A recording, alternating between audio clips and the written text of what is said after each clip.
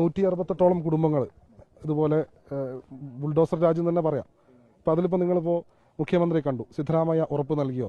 ഇതിലൊരു ശാശ്വതമായ പരിഹാരം അല്ലെങ്കിൽ ഇതിലൊരു ഇടപെടൽ നടത്തിയിട്ട് എങ്ങനെയാണ് പരിഹരിക്കാൻ ഉദ്ദേശിക്കുന്നത്? ഇന്നിപ്പോൾ CK സുബൈറിന്റെയും അഡ്വക്കേറ്റ് ഫൈസൽ ബാബുവിന്റെ നേതൃത്വത്തിൽ ഞങ്ങൾ കർണാടക മുഖ്യമന്ത്രിയെ കണ്ടു.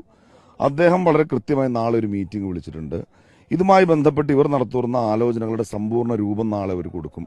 നാളെ വൈകിട്ട് കർണാടകയിലെ കോൺഗ്രസ് ഗവൺമെന്റ് രാജ്യത്തെ മറ്റ് BJP ഗവൺമെന്റുകളെ പോലെയല്ല, ഈ സംഭവത്തിന് ഒരു വംശീയ സ്വഭാവമില്ല എന്ന് മതനിരപേക്ഷത ആഗ്രഹിക്കുന്ന എല്ലാവർക്കും ബോധ്യമാവുന്ന തരത്തിലുള്ള തീരുമാനം ബഹുമാനപ്പെട്ട സിദ്ധരാമയ്യയുടെ നേതൃത്വത്തിലുള്ള ഗവൺമെന്റ് നാളെ പ്രഖ്യാപിക്കും. അത് കൃത്യമായ ഉറപ്പ് ഞങ്ങൾക്ക് അദ്ദേഹം തന്നിട്ടുണ്ട്. അതിന്റെ വിശദാംശങ്ങൾ ഇപ്പോൾ ഞങ്ങൾക്ക് വെളിപ്പെടുത്താൻ പരിമിതികളുണ്ട്.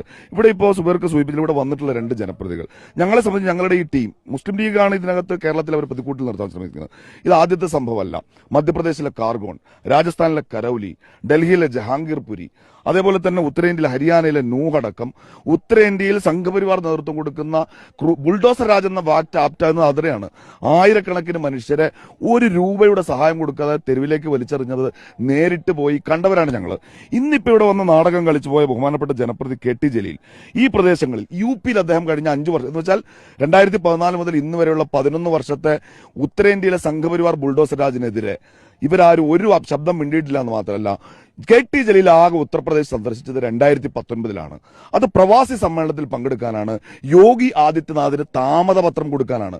അവിടെ ഒന്നും തിരിഞ്ഞു നോക്കാത്ത, ഞാൻ പേരെടുത്ത് പറയാണ്, A.A. റഹീമിനെ പോലെ KT ജലീലിനെ പോലെയുള്ള ആളുകൾ തിരക്കിട്ട് ബംഗളൂരുവിൽ വന്ന് ഈ നാടകം കളിച്ച് ഒരു ദിവസം പോലും മെനക്കെടാതെ ഇവിടുത്തെ അഡ്മിനിസ്ട്രേറ്റീവിനെ കാണാതെ മടങ്ങുന്നതിന് പിന്നിൽ അവിടെ കോൺഗ്രസിനെതിരായ ഒരു പൊളിറ്റിക്കൽ ഗെയിമിന്റെ മെറ്റീരിയലായി ഇതിനെ മാറ്റാമെന്ന് കണ്ടിട്ടാണെങ്കിൽ കർണാടകയിലെ കോൺഗ്രസ് ഗവൺമെന്റ് അതിന് അവസരം കൊടുക്കില്ല.